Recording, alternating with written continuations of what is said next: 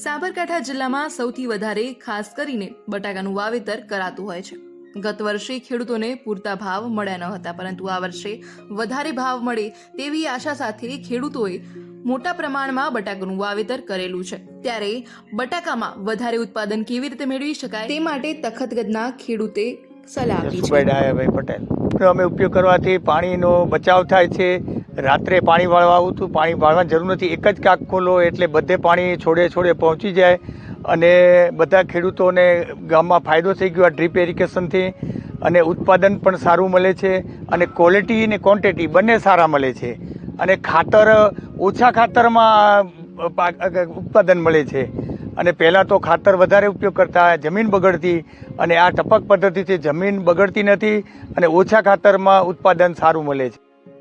સાબરકાંઠા જિલ્લામાં ગત વર્ષે બટાકાના વાવેતરમાં ખેડૂતોને હવામાન તેમજ રોગના કારણે ઘણા પ્રશ્નો જોવા મળ્યા હતા અને વાવેતરમાં અને ઉત્પાદનમાં ઘટાડો હતો, પરંતુ આ વર્ષે હવામાન ગયા વર્ષની સરખામણીએ સારું રહેતા ખેડૂતોમાં ખુશીનો માહોલ જોવા મળી રહ્યો છે। આ ઉપરાંત ખેડૂતો હવે ટપક પિયત પદ્ધતિથી ખેતી કરવાથી તેમને ઉત્પાદનમાં વળતર મળી રહે છે।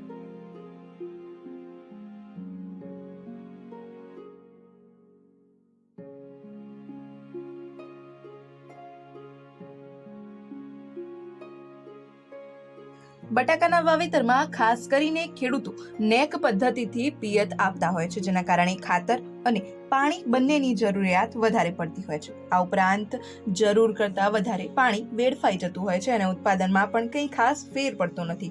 આ ઉપરાંત જમીનજન્ય રોગના પ્રશ્નો પણ રહેતા હોય છે। સાબરકાંઠાના તખલગઢના પ્રગતિશીલ ખેડૂતે બટાકાનું વાવેતર ડ્રીપ ટપક પદ્ધતિથી કરીને સારું ઉત્પાદન દર વર્ષે મેળવી રહ્યા છે। અને ખાતર અમે ત્યાં ટેન્કમાં ચડાવીએ છીએ, ત્યાં સભાથી ખાતર અંદર સીધું ડ્રીપમાં જાય છે અને ટીપા સ્વરૂપે છોડે છોલે સીધું એનું ટપક પદ્ધતિથી એનું પાણી ખાતર મળે છે અંદર। સાબરકાંઠાના તખલગઢ ગામે આ વર્ષે સૌથી વધારે બટાકાના પાકનું વાવેતર થયું છે અને 99% વધુ વાવેતર ડ્રીપ પદ્ધતિથી કરાયેલું છે।